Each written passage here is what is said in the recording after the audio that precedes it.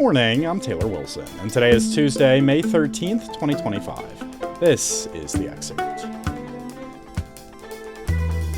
Today, how markets are reacting to this week's tariff agreement with China, plus we take a closer look at Trump's move to reduce drug prices, and how sports betting addiction is gripping some young men. Markets rocketed higher yesterday after Treasury Secretary Scott Bessent said the U.S. and China agreed tariffs would come down dramatically. The U.S. will cut extra tariffs it imposed on Chinese imports in April to 30% from 145%, while Chinese duties on U.S. imports will fall to 10% from 125%. The new measures are effective for 90 days. President Donald Trump, in a briefing yesterday, said it's about fairness. Think about it. We opened up our country to China. They have very few restrictions, and they didn't open their country to us. Never made sense to me. It's not fair. And they've agreed to open China, fully open China. He said key elements of the deal included pledges from China to open markets to American businesses and to eliminate non-monetary trade barriers. He said China also agreed to cut off the flow of fentanyl to the U.S. The deal does not include tariffs on cars, steel, aluminum, and pharmaceuticals, Trump said. He also added that he plans to speak with Chinese leader Xi Jinping potentially before the end of the week. Meanwhile, a rally in Asian stocks ran out of steam and the dollar wobbled earlier today, indicating that trade worries linger despite the U.S.-China deal. Drug prices in the United States are nearly 3 times those of 33 comparison countries, according to a report last year from the Health and Human Services Department. And President Trump signed an executive order yesterday directing drug makers to lower the prices of their medicines so they line up with what other countries pay. I spoke with USA Today White House correspondent Swapna Venugopal Ramaswamy to learn more. Swapna, thank you so much for joining me today. Thank you, Taylor, for having me. So just starting with the basics, Swapna, what exactly does this order do? So President Trump signed an executive order asking drug makers to lower the prices of the medicines so that they are in alignment with what other countries are paying. And you have Secretary Kennedy, the Secretary of Health and Human Services, who will be setting targets for price reductions across all different markets in the US. And this has to be done within 30 days. That's what a White House official told me. So if they don't do this in 30 days, then the secretary could impose something called a most favored nation clause, which means the US prices could be capped at the lowest rates paid by other wealthy countries. So this is all up in the air. Not sure how much of this is actually doable or not, but this is what the White House told us. Swapna, how does this compare to how the Biden administration approached this issue? So this is a very different approach. Under Biden's Inflation Reduction Act, Medicare could negotiate prices with pharma companies on a few medications. And so they'd already negotiated about 10 prescription drugs, and they were supposed to go into effect in 2026. And in January, Medicare also announced another batch of about 15 drugs, and these include some of the very popular blockbuster weight loss drugs like Ozempic and Wegovy and others, and they're supposed to take effect in 2027. But those negotiations were supposed to happen this year, so they have not already been negotiated. What's the sense on whether this will actually spur action from the companies to lower prices, Swapna, and what happens if they don't? I guess they are expecting some kind of pushback, from the pharma industry. The administration said they would pursue a host of regulatory options, but they haven't really been clear on what they might be. In terms of the response here, now how are Democrats reacting? Democrats basically are saying if Trump was serious, he would go through Congress and do this through legislation. Senator Bernie Sanders, who has long pushed for lower prescription drugs, said something like his executive order will be thrown out by the courts. That's what he believes. And as for the politics of this topic and this move, what might this mean politically for President Trump? This is definitely a winning issue for him if he's able to actually make this happen. Whether that will be the case, I guess, remains to be seen. Definitely, there would be pushback from the pharma industry. There's no doubt around that. But it all depends on what the courts decide to do on this. Swapna Venugopal Ramaswamy is a White House correspondent with USA Today. Thanks as always, Swapna. Thank you, Taylor. Hamas has released Israeli-American hostage Idan Alexander from Gaza. He had been the last American held by the group. The move came as Israeli Prime Minister Benjamin Netanyahu said there would be no ceasefire and plans for an intensified military campaign would continue. Meanwhile, 500,000 Gazans face starvation, according to a global hunger monitor yesterday. The Integrated Food Security Phase Classification's latest report cited a significant deterioration since its last report in October. They said the Israeli blockaded enclave still faces a critical risk of famine. The Trump administration warmly greeted 49 white South Africans on their arrival yesterday after granting them refugee status as alleged victims of racial discrimination. That's a charge disputed by the South African government and human rights activists.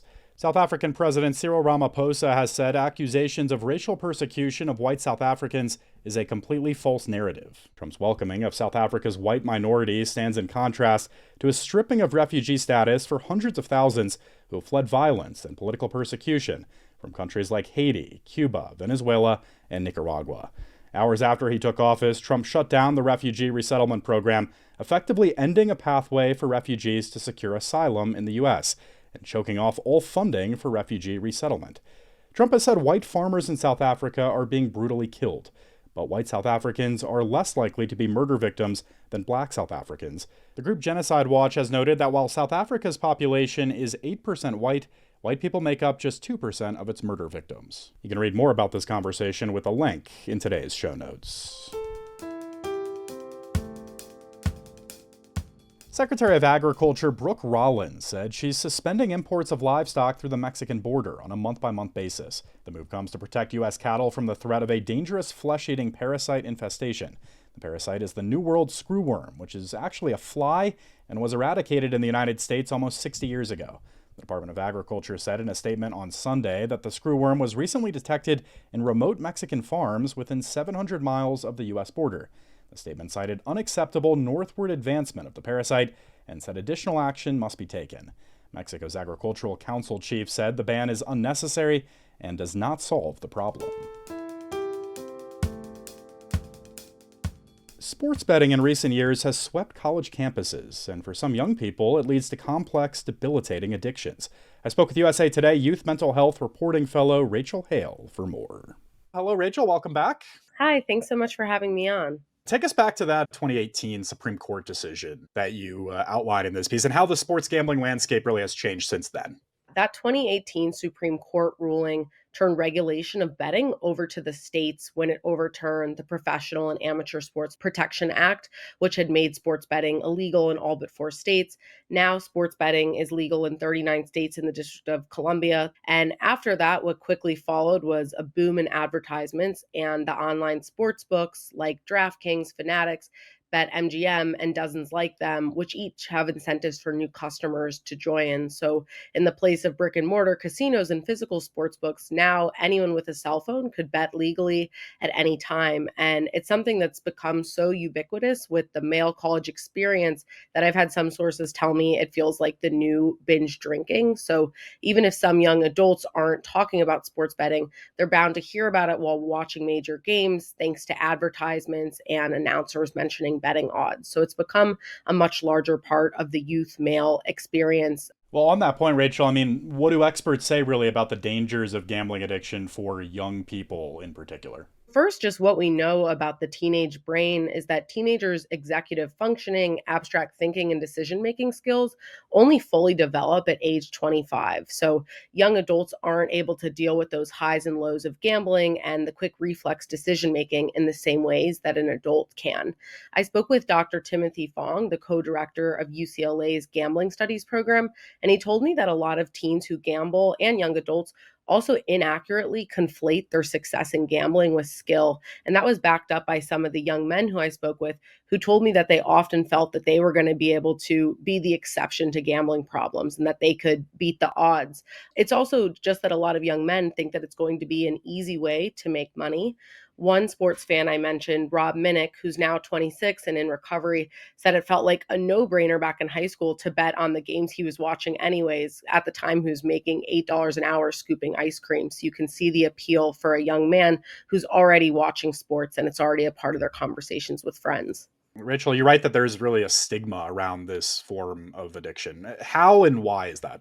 Unlike traditional forms of addiction where there might be a substance, it's really hard for people to understand sports betting because it seems like something they think you can just put your phone down and stop.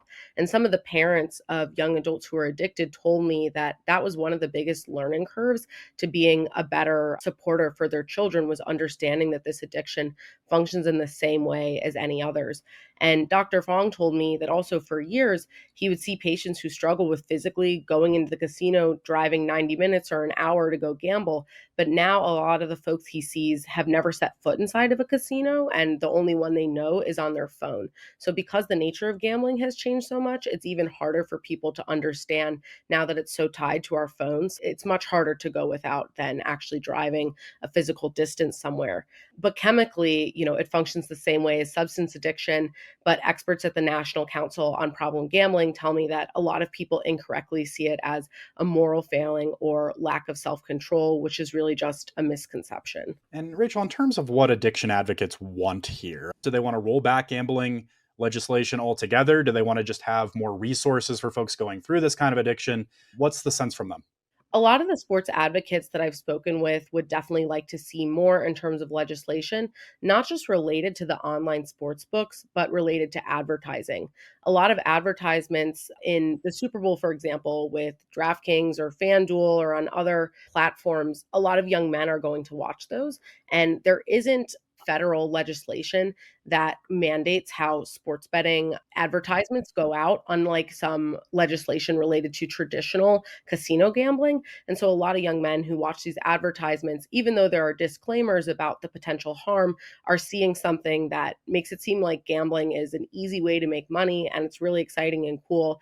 And some of their favorite sports players like Rob Gronkowski are out as part of these ads. So it's exciting and the appeal is definitely there. So a lot of advocates I've spoken with would like to see more guardrails in terms of the advertisements, but also on the actual betting apps, they would like to see more advocacy for some of these self-exclusion apps. So for example, widgets like Gamban, BetBlocker, Gamblock, and GamStop can stop access to accounts for a set period, kind of similar to how you might use a self-imposed screen time limit on addictive social media apps. In addition to that, a lot of the experts I spoke with said young men can responsibly gamble, but need to be more conscious of their motivations. And especially because a lot of the men who get into it might start at a high school or college age, it's important for college campuses, Greek life systems, other places where young men are kind of facilitating as part of a community to have resources in place now that this has become something that is akin to the male experience in a similar way to drinking. Right. Fascinating journalism from you, as always, Rachel. Rachel Hale is USA Today's Youth Mental Health Reporting Fellow. Thanks, Rachel. Thank you so much. Thanks for listening to The Excerpt. You can get the show wherever you get your audio, and if you're on a smart speaker, just ask for The Excerpt. As always, you can talk to us at podcasts@usatoday.com. Just shoot us an email. I'm Taylor Wilson. I'll be back tomorrow with more of The Excerpt from USA Today.